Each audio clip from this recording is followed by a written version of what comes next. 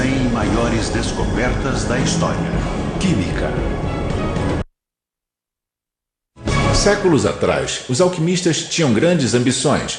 Eles procuravam a riqueza infinita e a imortalidade por meio de transformações milagrosas da matéria. Acabaram inventando instrumentos úteis e objetos de vidro, mas não muito mais do que isso.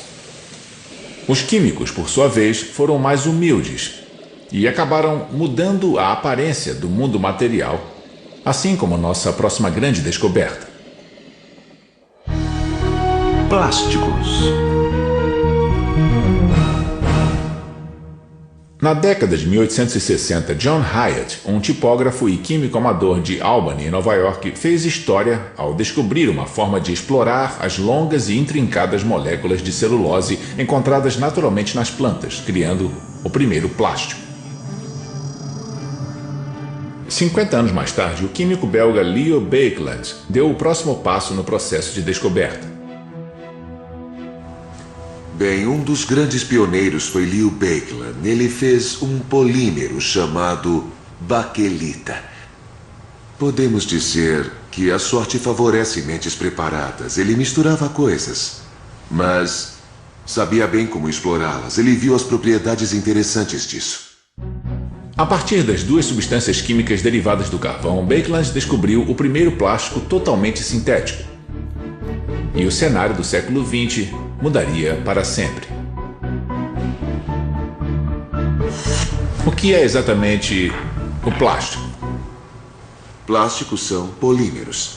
E o que são polímeros? Polímeros são longas cadeias de moléculas, não moléculas individuais que então se agrupam num sólido ou algo assim. São moléculas que se prolongam bastante. Cadeias de átomos de carbono, às vezes com outros elementos nelas. E quais são as vantagens? Bem, ele é moldável. Você pode entorná-lo em forma líquida, dentro de algum molde. Resistência... Bem, foi ótimo. Nada mal. É possível fazer coletes à prova de balas com plástico. E certamente sabemos que, em termos de fibras, ele pode imitar e até superar as propriedades das fibras naturais. Nenhum pescador do mundo voltaria a usar redes feitas de algodão, pode apostar. Hoje, estas redes são feitas de nylon. O plástico é incrível. Nós temos materiais plásticos que podem ser muito resistentes, muito flexíveis também. Podem ser até fibras. Eles substituíram materiais de construção em vários estágios. O que é interessante é que eles também são naturais. Eles chegam até nós por meio das proteínas e dos ácidos nucleicos. E também, como produto da evolução cultural, nós o criamos. Eu quero dizer, o poliacetileno não existia na Terra antes.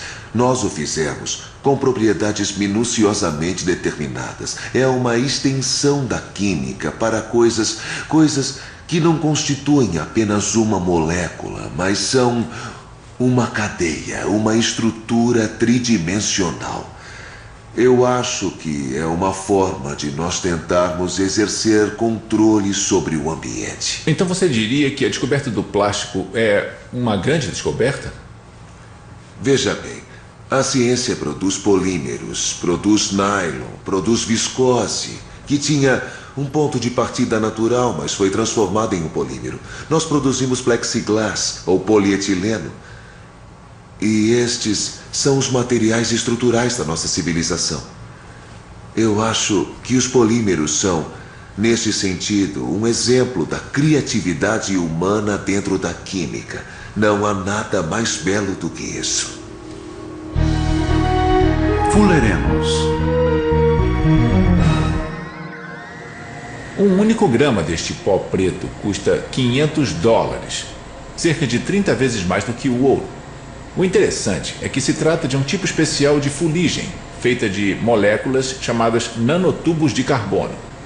Cada nanotubo tem cerca de 1/1000º de metro de diâmetro, mais fino que um filamento de DNA. Ele abriga um mundo de promessas e acende a imaginação de muita gente, incluindo os cientistas que ajudaram a descobri-los. Richard Smalley é professor de Química da Universidade de Rice, em Houston, Texas. Em 1985, ele e seus colegas químicos Robert Curl e Harold Kroto estavam estudando as condições químicas no espaço. Usando sofisticados equipamentos espectroscópicos e a laser, eles procuravam evidências que poderiam ajudar a revelar a natureza química da matéria interestelar. Em vez disso, eles descobriram uma outra coisa, e por isso dividiram o Prêmio Nobel de Química de 1996. O que vocês descobriram exatamente? Bem, em 1985, durante um período de uma semana, descobrimos que havia um agrupamento especial de átomos de carbono que tinha exatamente 60 átomos. Ele era mágico e bem estável se comparado a qualquer outro agrupamento. E perguntamos por quê. Na verdade, 60 se revelaria um número muito especial. É o número máximo de objetos que se pode dispor ao redor da superfície de uma esfera, de forma que cada um seja idêntico ao outro com uma simples rotação. Eu pensei que poderia ser qualquer número, mas não, era 60. Smalley, Kroto e Curl chamaram as novas moléculas de bolas de Buck em homenagem a Buckminster Fuller, o arquiteto que projetou a cúpula geodésica. O que eles haviam descoberto foi uma classe inteiramente nova de grandes moléculas de carbono, que foram chamadas de fullerenos. Uma molécula não ocorre apenas quando alguns átomos são unidos por boas ligações a outra propriedade em uma molécula. E quando inserimos o último átomo, é como se ela travasse e pronto. É estável. E se oferecermos a ela outro átomo, ela diria: obrigada, mas estou feliz deste jeito. Isso era a AC60. Oferecemos a ela outros átomos de carbono. No aparelho que construímos, ela disse: não, vou ficar com estes 60. Então esta era uma molécula.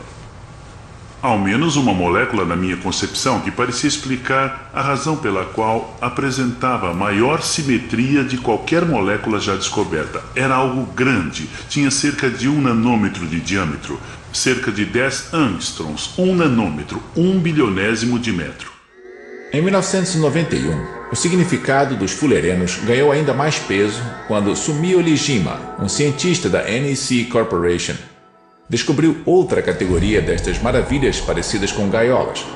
Mas estes fullerenos eram ligeiramente diferentes. Eles eram compostos por moléculas ocas de puro carbono, que pareciam formar tubos sem emendas, chamados nanotubos de carbono, ou, em homenagem à descoberta de Smalley, tubos de Buck. Havia as bolas de Buck, não é? Isso mesmo. E estes eram os tubos de Buck. Bem, estas coisas ficaram muito grandes agora. Um tubo do diâmetro desta bola tem este tamanho. E este é um fullereno, o mesmo tipo de estrutura. Aqui estão os pentágonos, aqui e ali os hexágonos. Temos 6 pentágonos aqui, 6 pentágonos aqui, 12 no total. E entre eles todos estes hexágonos. E esta coisa parecia uma cápsula de Buck. Mas você pode imaginar que esta coisa seja muito comprida, mas ela era milhões de vezes mais comprida que seu diâmetro atual. Este objeto possui propriedades incríveis. Como o quê? Bem, por exemplo, se em vez de segurar este objeto de plástico, que posso quebrar facilmente, fizer isso com um tubo de Buck nas mãos e tentar quebrá-lo, vai descobrir que é o objeto mais rígido do universo. Chega a ser mais duro que o aço? Mais duro que o diamante? Mais que o diamante. Mas você, grandinho, pode puxar. Você verá que pode esticá-lo bastante antes que se rompa, e esperamos descobrir que ele seja 100 vezes mais forte que o aço em tensão. É a fibra mais forte que podemos produzir a partir de outra coisa, para sempre. Se daqui 1 milhão de anos você me perguntar qual é a fibra mais forte, será a mesma coisa. Alguma coisa precisa ser o mais forte entre todos os objetos possíveis, é isto. E é só carbono, e você pode usar carvão, ou esgoto, ou pneus de borracha e transformá-los em tubos de Buck. Pense no que poderíamos fazer com isto. Poderíamos fazer novas fiações, poderíamos fazer cabos elétricos para conduzir eletricidade melhor que o cobre, com 1/6 do peso. Então, quando você pensou nisso, parecia bom demais para ser verdade? Parecia assim, sei lá, mágico? Parecia, pois qual é a chance de se descobrir uma coisa como esta? Mas isto é um dos detalhes fascinantes sobre o estágio atual da nossa compreensão em física e também em química. Na verdade, podemos calcular o comportamento das coisas muito bem hoje em dia. O grande mistério das bolas de Buck e destes tubos não é que seria ótimo se pudéssemos produzi-los, foi descobrir que nós podemos produzi-los. Os nanotubos de carbono são, em parte, responsáveis pela popularidade da nanotecnologia hoje. Alguns a descrevem como uma revolução industrial dos dias modernos. A nanotecnologia remete à construção de coisas partindo do zero, como este nanomotor. É a capacidade de montar os elementos fundamentais atômicos e moleculares da natureza para criar uma nova geração de produtos e aplicações que são mais fortes e mais precisos. Este será o novo domínio da química? Será a próxima esfera desta ciência? Fico feliz em ver que você usa a palavra química para isso, porque é o que realmente é. Não temos como pegar cada átomo com nossos dedos e colocá-lo aqui. Temos que ter átomos que se autoestruturem. E eles devem vir de uma fonte de átomos baratos para que sejam feitos eficientemente. Temos um nome para isso, chamamos de química. É claro que hoje chamamos nanotecnologia, mas é a mesma coisa quando procuramos fazer uma estrutura com uma forma exata e também bastante específica em centenas de trilhões de vezes por segundo.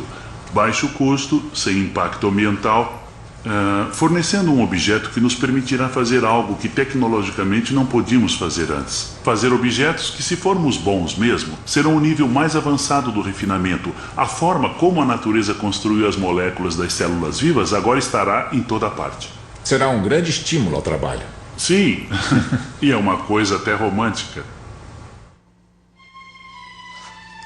Passaram-se apenas 2 séculos desde o tempo em que os átomos eram uma mera hipótese, a iminência de podermos quebrar átomos e moléculas e construir uma nova tecnologia com fantásticas possibilidades. As grandes descobertas que acabamos de ver ajudaram a fazer isso acontecer, explorando sob a superfície das coisas, no interior do mundo da química e mudando o mundo. Versão brasileira Vox Mundi.